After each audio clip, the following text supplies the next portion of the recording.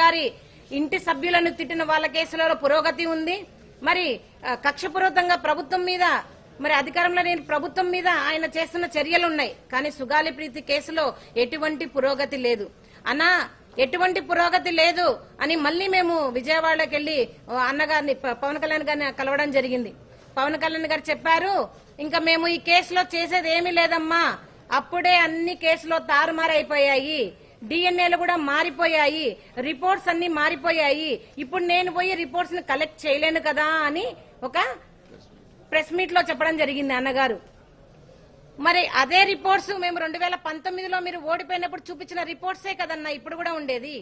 జరిగినది ఎప్పుడు 2017 నుంచి మీరు నిజంగా చెప్పారు తారుమారయ్యాయని. అవును, తారుమారయ్యాయి. ఎప్పుడు జరిగాయి? 2017 నుంచి 2019లో తెలుగుదేశం పార్టీలో మీ ప్రభుత్వంలోనే మరి జరిగాయని ఆ రోజు కూడా మీకు చూపించాను.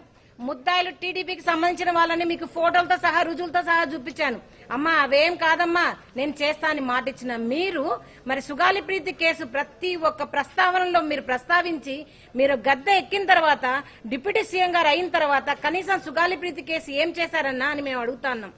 మరి అదే అడిగితే నా మీద మూకు దాడి చేపించారు జన సైనికులతో, వీర మహిళలతో, మరి వాళ్ళ ఇన్ఛార్జీల మినిస్టర్లతో, మంత్రులతో, గాద వెంకటేశ్వరరావు గారు లాంటి వాళ్ళతో నా హ్యాండిక్యాప్నెస్ ని, నా అవిటితనాన్ని మీరు ఎత్తి చూపించారు, నా కులాన్ని మీరు ఎత్తి చూపించారు. కానీ నేను ఏ దానికి భయపడలేదన్నా. పవన్ కళ్యాణ్ గారు నేను ఒకటే అడుగుతా ఉన్నాను, మరి మీ దగ్గరికి వచ్చినప్పుడు కూడా నేను అవిటిదాన్నే, మీ దగ్గరికి కూడా వచ్చినప్పుడు నేను రెడ్డిదాన్నే, మరి ఎందుకు మీరు నేను న్యాయం చేయండి అని అడిగినప్పుడు మీకు కులం గుర్తొచ్చింది? ఎందుకు మీరు న్యాయం చేయలేరు, మీరు చేయలేకపోతున్నారు అడిగినప్పుడు మీరు మరి నా అవిటితనాన్ని మీరు బయటికి తీసుకురావడం జరిగింది? అంటే అప్పటి వరకు మీరు చెప్పిన మాటలన్నీ, ఇచ్చిన హామీలన్నీ డొల్లనా చెప్పండి. ఎందుకు మీరు సుగాలి ప్రీతి కేసును ఇంతలా వాడుకొని మీరు గద్దెక్కిన తర్వాత సుగాలి ప్రీతి కేసును పక్కన పెట్టేశారని అడుగుతా ఉన్నాను. ఇదేనా మీరు మరి జనాలకు మీరు మాట ఇచ్చి చేసేది? మీరు మాట ఇచ్చి మర్చిపోయిన పవన్ కళ్యాణ్ గారని చెప్తా ఉన్నాను. మరి ఇప్పటికి కూడా ఈ రోజు వరకు కూడా మీరు మా మీద బాధితులలాగా చూడకుండా ముద్దాయిలాగా చూస్తూ నా కూతురు సుగాలి ప్రీతి మరణించిన వార్త కంటే మీరు మాకు పెడుతున్న బాధలే ఎక్కువయ్యాయి. మీరు మానసికంగా మమ్మల్ని చంపేస్తున్నారు, మమ్మల్ని మోసం చేస్తున్నారు. ఇప్పటికి కూడా ఈ కూటమి ప్రభుత్వంలో కొంచెం కూడా మరి చలనం లేదు. మరి పవన్ కళ్యాణ్ గారు నిలదీయాల్సినది 2019 నుంచి 2024 వరకు జగన్మోహన్ రెడ్డి గారిని మీరు అంతగా నిలదీశారు కదా, మరి అదే దాంట్లో ఒక 10% అన్నా మీరు కూటమి ప్రభుత్వాన్ని ప్రశ్నించి ఉంటే ఈ రోజు నా కూతురు కేసుకు ఒక సొల్యూషన్ వచ్చేది. మీరు మరి మోడీ గారితో మాట్లాడండి, మీరు మోడీ గారితో మాట్లాడతా అని చెప్పారు, మరి సిబిఐకి ఇప్పిస్తా అన్నారు. మరి మీరు చేసిన హామీలు ఎక్కడికి పోయినాయి? ఎందుకు మీరు సుగాలి ప్రీతి కేసును ఇంతగా మీరు మోసం చేయాల్సి వచ్చింది?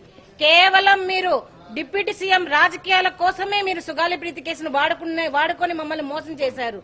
మీరు ఇప్పుడు ఒప్పుకోండి, మీరు సుగాలి ప్రీతి కేసును వాడుకొని మాత్రమే మీరు డిప్యూటీ సీఎం అయ్యారని ఇప్పటికైనా మీరు ప్రెస్ మీట్ పెట్టి చెప్పండి. అన్నా మేము ఏ ఆస్తులు అడగడం లేదు, మేము ఏ హోదాలు అడగడం లేదు, మేము ఏ సీట్లు అడగడం లేదు. కేవలం మీరు పిలిపించుకొని 2019లో మాట ఇచ్చారు, అమ్మ మేము చేస్తాము, మీ కేసుకి న్యాయం చేస్తాము, ఫస్ట్ కేసు సుగాలి ప్రీతి కేసే అన్నారు. కానీ ఇప్పటి వరకు 24 నెలలు గడిచినా కూడా మీకు అసలు కొంచెం కూడా చలనం లేదు. ఎందుకు పవన్ కళ్యాణ్ గారు మీరు ఆడపిల్లల విషయంలో ఇంతగా మీరు మోసం చేస్తున్నారని అడుగుతా ఉన్నాను. మరి మేము అడిగిన వెంటనే మేము ప్రశ్నించాం. ఏమని ప్రశ్నించారు? మీరు ప్రభుత్వాన్ని ప్రశ్నించారు, సుగాలి ప్రీతి కేసుకి న్యాయం ఎందుకు చేయరని. మరి మీలాగనే మేము మిమ్మల్ని ప్రశ్నిస్తూ ఉంటే మీరు మరి పారిపోతున్నారు ఎందుకు చెప్పండి? మేము ఏవైతే మీకు చూపించామో అవే రిపోర్ట్లు మళ్ళీ ఈ రోజు మరి జగన్మోహన్ రెడ్డి గారికి కూడా చూపించాం. మరి ఆయన ప్రభుత్వంలోనే, జగన్మోహన్ రెడ్డి గారి ప్రభుత్వంలోనే మాకు కుటుంబానికైతే ఏమి, కేసుకైతే ఏమి జరిగిన న్యాయం ఏదైనా ఉంది అంటే అది మరి జగన్మోహన్ రెడ్డి గారి పీరియడ్ లోనే జరిగింది. 2019లో ఆయన మేము అడగగానే సిట్టు వేశారు. సిట్టులో అడిషనల్ ఎస్పీ రమాదేవి గారి ద్వారా సిడిఎఫ్డి ద్వారా అమ్మాయికి రేప్ జరిగిందని, అత్యాచారం జరిగిందనే రిపోర్ట్ ని బయటకు తీసుకొచ్చారు. ఆ రిపోర్ట్ ని మీరు ఇప్పుడు దాచిపెడుతున్నారు ఎందుకు చెప్పండి? మీరు అక్కడ క్లియర్ కట్ గా సిడిఎఫ్డి రిపోర్ట్ లో డిఎన్ఏ ఈల్డ్ అయిన తర్వాత మీరెందుకు ఈ ప్రభుత్వం మరి అధికారంలో ఉండి కూడా సిట్టు వేయలేకపోతున్నారు? అధికారులను ఎందుకు మీరు పిలిపించి మీరు ఇంటరాగేట్ చేయకుంటున్నారు? మరి మీరు నటి జత్వాని కేసులో అయితే కనుక పెద్ద పెద్ద పోలీస్ ఆఫీసర్లను మీరు ఇంట్రాగేట్ చేస్తున్నారు, జైలు పంపించారు. మరి సుగాలి ప్రీతి కేసులో ఎందుకు అలాంటి చర్యలు తీసుకోవట్లేదు? గిరిజన బిడ్డ అని మీరు ఏమన్నా అలా చెప్తున్నారా? లేదంటే కనుక మిమ్మల్ని ఎవరు అడిగే వాళ్ళు లేరని అడుగుతున్నారా? చెప్పండి.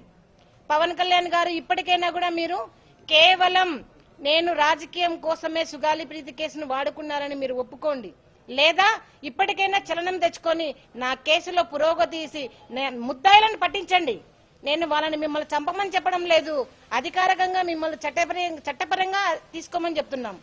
ఏదైతే అధికారులు 2017 నుంచి 19 వరకు తెలుగుదేశం పార్టీకి సంబంధించిన అధికారులు ఏదైతే ఉన్నారో కేసులకి తారుమారు చేశారో ఆ అధికారులను పట్టుకొని మీరు ఇంటరాగేట్ చేసి కేసును ఎందుకు ఇంతగా మీరు నీరుగార్చారనే ప్రశ్నలు మీరు వేసి వాళ్ళని ఇంటరాగేట్ చేసి మా కేసుకు న్యాయం చేయండి అడుగుతున్నాం. మరి అదేవిధంగా మరి మీరు చెప్పారు గాద వెంకటేశ్వరరావు గారితో మీరు అనిపించారు మీరు ఆ కులం కాదు కదట, మీరు రెడ్డి గారి కులం గంట కదా, మీరు జగన్మోహన్ రెడ్డి గారి కులం అంట కదా, పోయి అక్కడ ఆఫీస్ లో మీరు ధర్నా చేసుకోండి అన్నారు. గాద వెంకటేశ్వరరావు గారు మీకు మీడియా ప్రముఖంగా చెప్తున్నాను, మేము రెడ్డి కులం చెందిన వాళ్ళని ఇప్పుడు కాదండి, మీ పవన్ కళ్యాణ్ గారికి కూడా చెప్పాం. నేను వికలాంగురాలు కాదని చెప్పలేదు, వికలాంగురాలని మీ పవన్ కళ్యాణ్ గారికి కూడా చెప్పాం. మీ పవన్ కళ్యాణ్ గారి ముందరే ఇవన్నీ కూడా చూపించాము. మరి అప్పుడు చెప్పని మీరు ఇప్పుడు ఎందుకు రెడ్డి ప్రస్తావన తీసుకొస్తున్నారు? ఎందుకు కుల ప్రస్తావన తీసుకొస్తున్నారు? ముద్దాయిలను మీరు కాపాడడానికి బాధితులమైన మా మీద మీరు ఇలాంటి మాటలు మాట్లాడి మమ్మల్ని మానసికంగా మమ్మల్ని చంపారనుకుంటున్నారా? మేము 2025లో నా కూతురు ఎక్కడైతే మరి మేము పూడ్చామో అక్కడి నుంచి వీల్ చైర్ యాత్ర చేస్తామని చెప్పేసి మేము పేపర్ ప్రకటన ఇచ్చాము. అదేవిధంగా మేము మీకు కూడా మీ ఆఫీస్ కూడా ఇచ్చాము. ఇచ్చిన తర్వాత కూడా మీరు పర్మిషన్ ఇవ్వకపోగా మేము మీ వీల్ చైర్ యాత్రలో నాకు జరిగిన అన్యాయం, మీరు చేసిన మోసాన్ని నేను ప్రజలకు తెలియజేస్తానని చెప్తానని చెప్పేసి 300 మంది పోలీసులతో మమ్మల్ని మీరు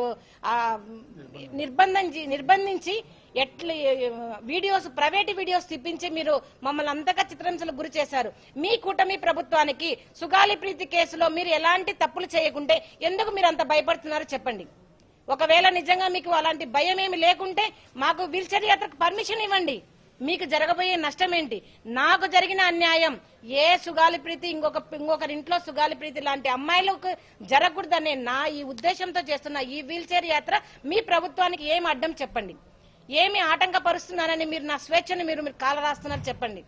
పవన్ కళ్యాణ్ గారు మీకు ఒకటే చెప్తున్నాను, మరి మీరు కూటమి ప్రభుత్వంతో మీరు ప్రశ్నించి నా సుగాలి ప్రీతి కేసుకి న్యాయం చేస్తారా?